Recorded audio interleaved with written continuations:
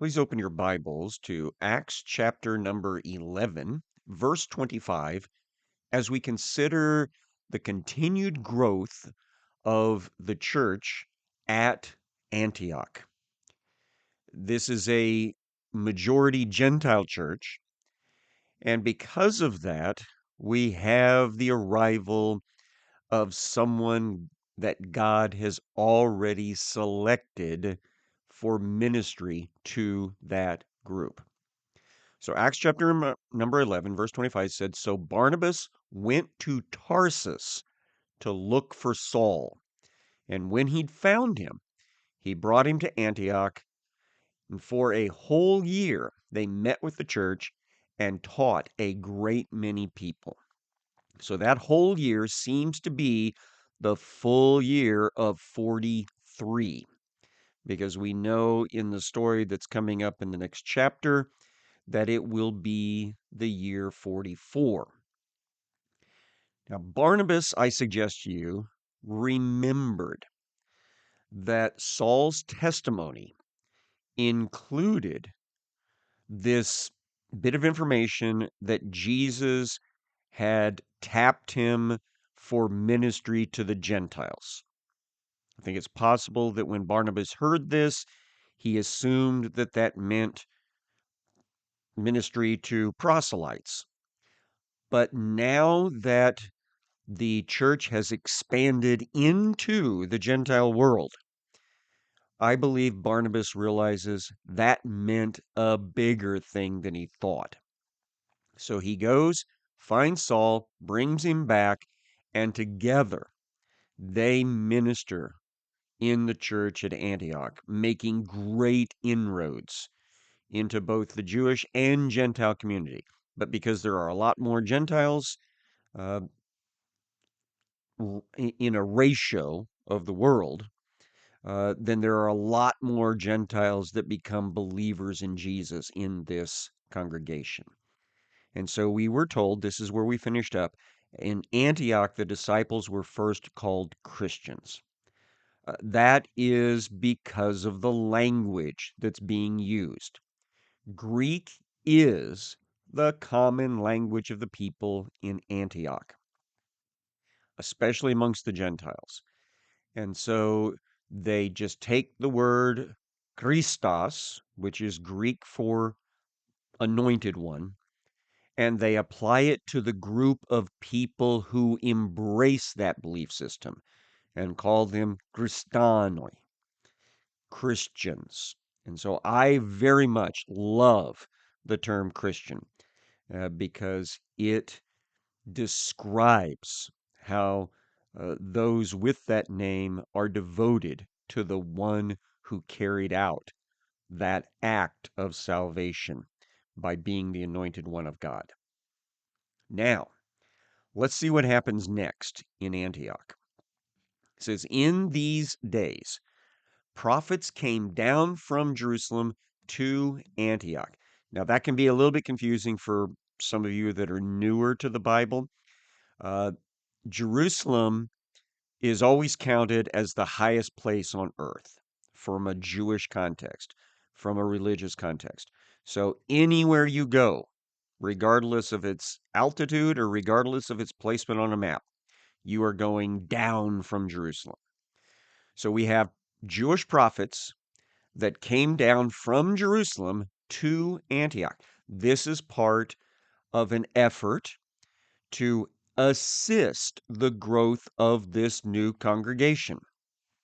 Now, one of them, named Agabus, stood up and foretold by the Spirit that there would be a great famine over all the world. This took place in the days of Claudius.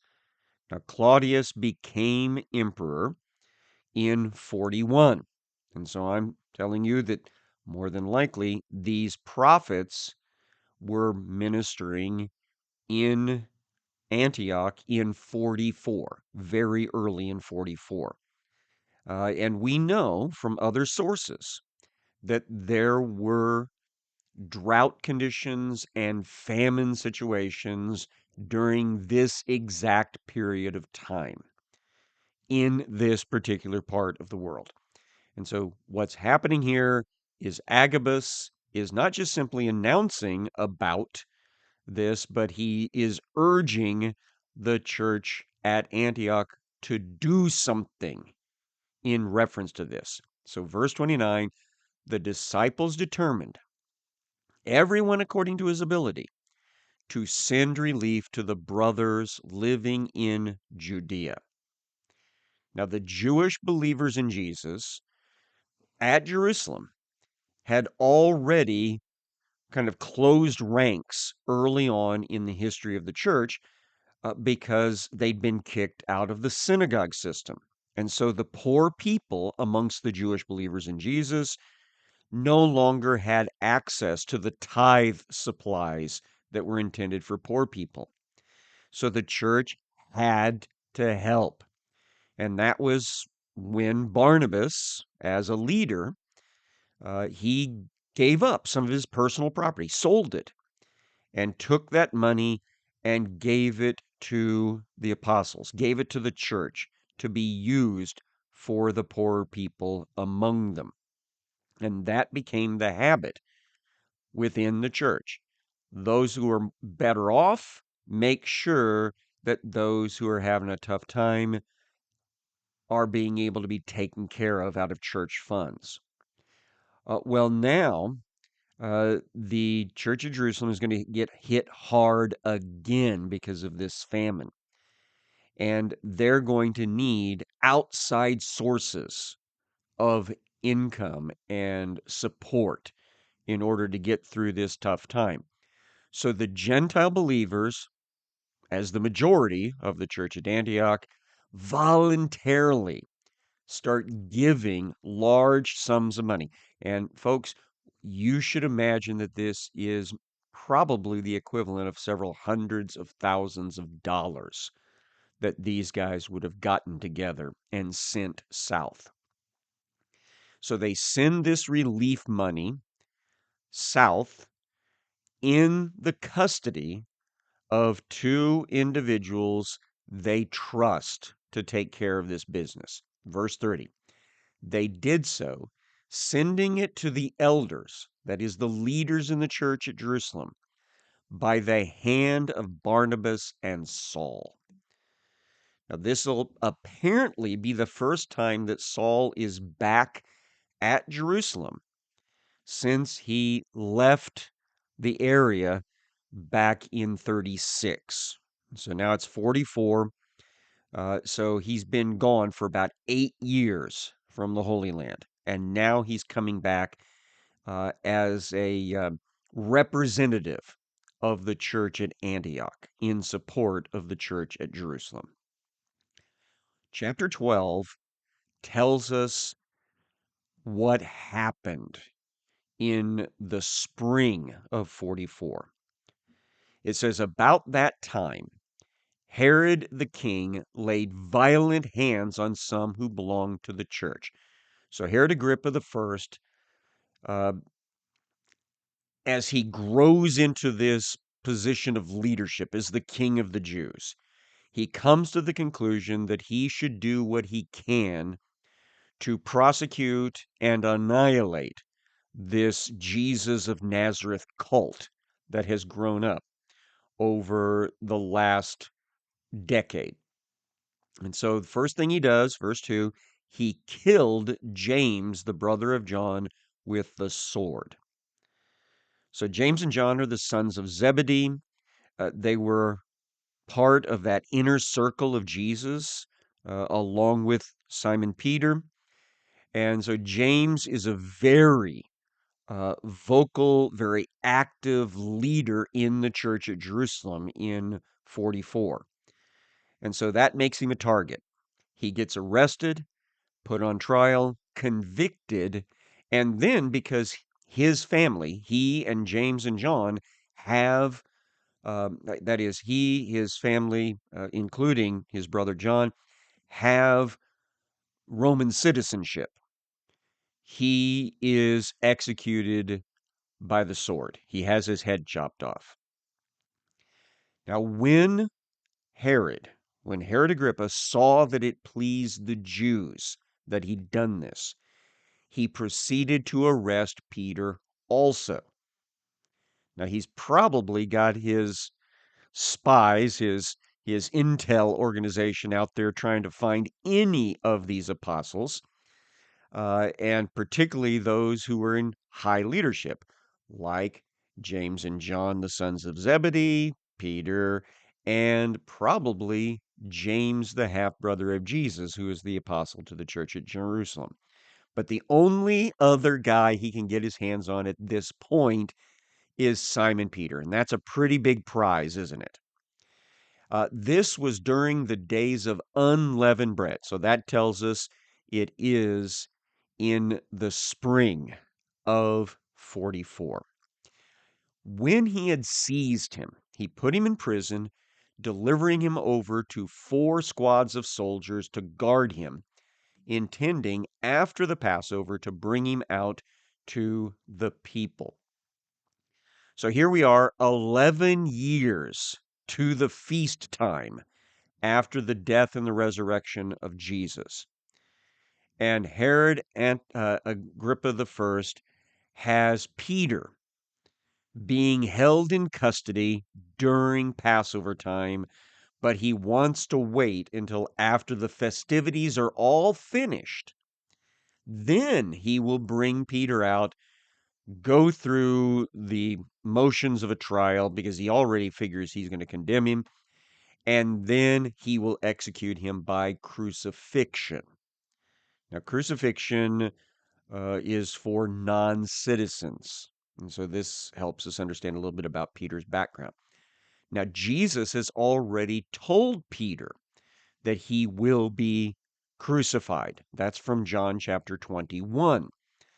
But Jesus had indicated this would happen when Peter was an old man.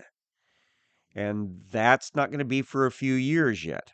More than likely, Peter is in his 40s as this story is taking place. That's not terribly old. So he is now in custody with 4 rotating squads of soldiers keeping track of him till his trial and execution. Each squad is 4 individual soldiers. More than likely, they have 4 guys on duty, and the rest are elsewhere, sleeping or in their own time off. And then every 4 hours, they swap out. And so, Peter is considered a very high-profile prisoner. You can tell by this special attention. So Peter was kept in prison, but earnest prayer for him was made to God by the church.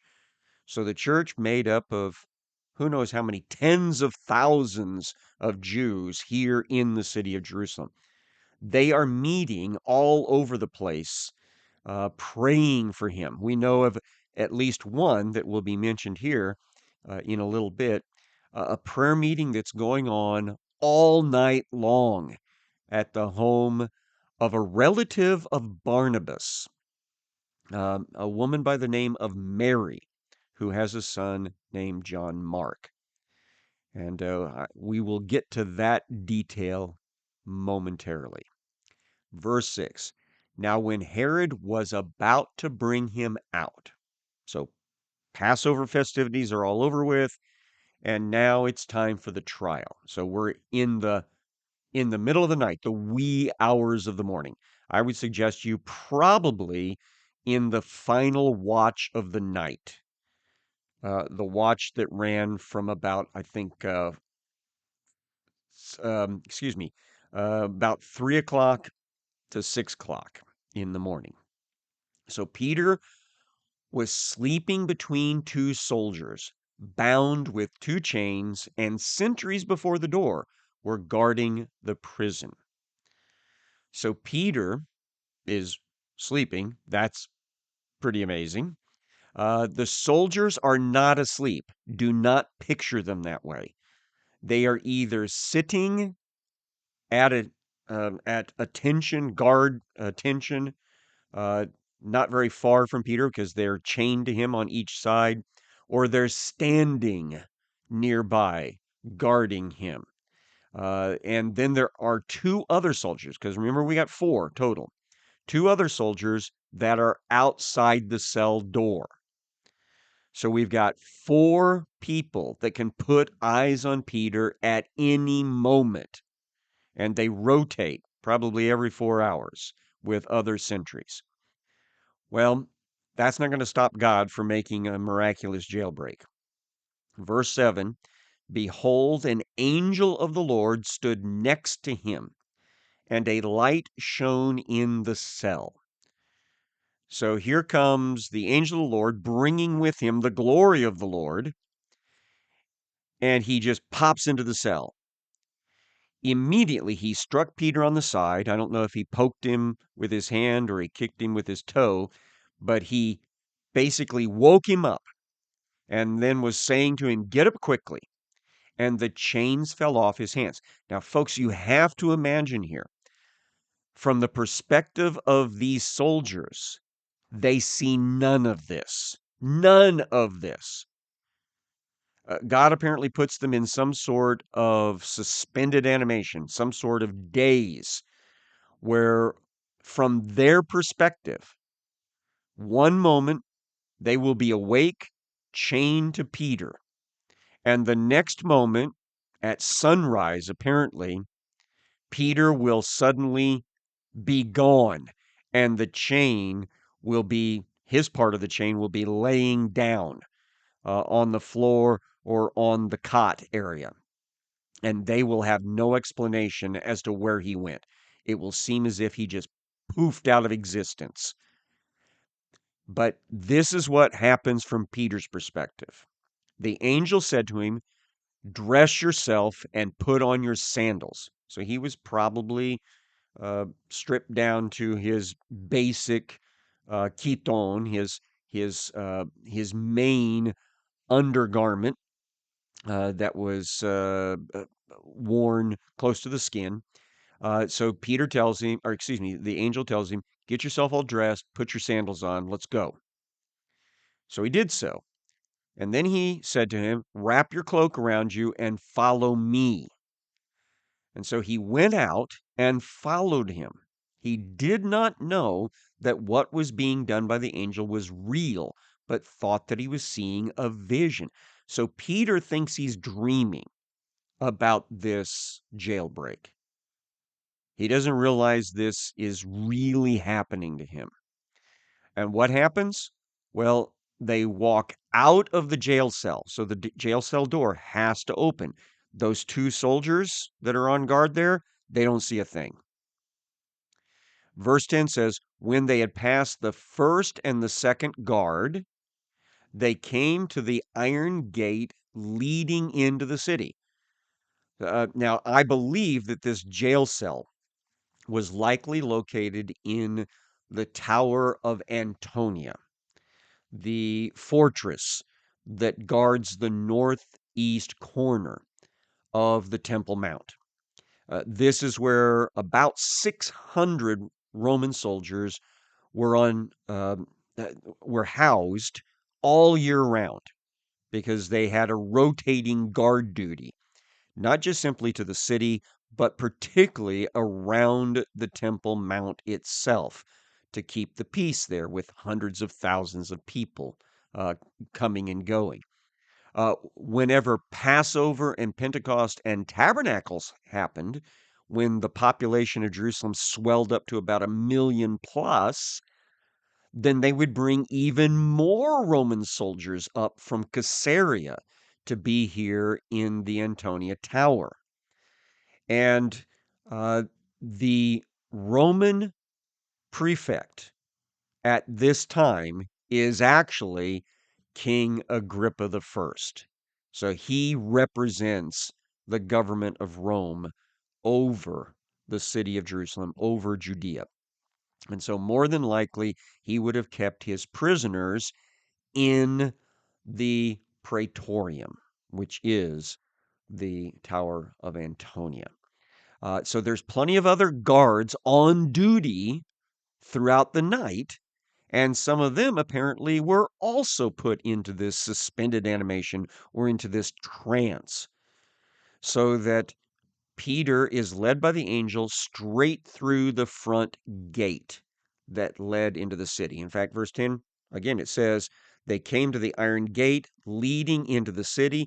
It opened for them of its own accord, and they went out, and then they went along one street, and immediately the angel left him. Now, in my mind, I imagine this being the front gate, which opened onto a multicolored pavement on a street that went between the Antonia and the northern wall of the Temple Mount. This pavement is mentioned in the gospel story because it's where Pilate brought his judgment seat out to, because the Jews wouldn't go inside the praetorium because it was Passover time. So he brought his judgment seat out the front gate and put it on this multicolored pavement and condemned Jesus to death officially. So I believe that's exactly where Peter is brought out of, and then the gate closes back on its own. The jail cell door had also closed back on its own, and everything was left as if Peter were still in custody. Now, Peter, being left by the angel, came to himself. It suddenly dawns on him that this really happened, that God sent an angel and sprang him from jail. Now, why did God not intervene on behalf of James? None of us can know. We just don't have enough information to answer that question. The best we can do is speculate like this. Somehow, Peter's death would have interfered with God's key intentions of ministry, while James's death apparently did not. And so God intervened to keep the plan moving forward. But back to the Peter story. Now that he realizes that he's been rescued, he said to himself, now I am sure that the Lord has sent his angel and rescued me from the hand of Herod and from all that the Jewish people were expecting. And when he realized this, he went to the house of Mary, the mother of John, whose other name is Mark, where many were gathered together and were praying. So somehow Mary and Barnabas are related, and John Mark, her son, will eventually be a close associate of Barnabas, Saul, who becomes Paul, and then eventually, when Peter is an old man, in his 60s, possibly even age 70, ministering for the last part of his life at Rome, John Mark will be his right-hand assistant. And this is how the Gospel of John Mark came into existence. The tradition tells us, early history tells us, that John Mark wrote down for other people a synopsis, or, excuse me, a copy of Peter's stories about Jesus, and that once Peter was dead, and that be right around 65 or so. So we're talking about a good 20 years after this story. John Mark then took all of that information and produced the gospel. And so that's why we talk about the Gospel of John Mark being the recollections of Peter. So there's a prayer meeting happening in this little component of the church at Jerusalem at Mary's house. And so Peter knows about this. So he goes there. Verse 13, when he knocked at the door of the gateway, this is the entry hallway for a Mediterranean style house that has a central courtyard. So he's knocking at the gateway, and a servant girl named Rhoda came to answer. Recognizing Peter's voice in her joy, she didn't open the gate, but she ran in and reported that Peter was standing at the gate. So she's so excited about this, she goes in and tells them, Peter's at the gate. He's at the gate. Now they said to her, You're out of your mind, which is hilarious when you think about it. What are they doing here in the wee hours of the morning? They're praying for Peter to be released. Well, he just got released and they don't believe it. So they said to her, You're out of your mind. But she kept insisting that it was so. And they kept saying, Oh, it has to be his angel. Now, it seems as if there was some sort of belief that people's angels look like them. That is, their guardian angels. And it seems as if what these guys are thinking is that when Peter was executed, maybe he got executed early, that his angel then came to announce that to this group in a supernatural way. And so they're not happy that perhaps it is his angel here. But Peter just continues knocking. And then when they opened, they saw him and they were amazed. It really is Peter. And so he motions to them with his hand to be silent because they must have really been doing a lot of talking and expressing how surprised they are that it's him and probably demanding, How did you get here? What happened? And so he gets them to be quiet, and then he described to them how the Lord had brought him out of the prison. So he goes through his story that we just read here. Luke probably got this information from Peter himself. Then he said, Tell these things to James, that's the half brother of Jesus, and the apostle to the church at Jerusalem. So he's kind of the leader of the church. Tell these things to James and to the brothers. Then he departed and he went to another place. So Peter goes underground, but also wants the church leadership to know I'm okay. God's angel rescued me.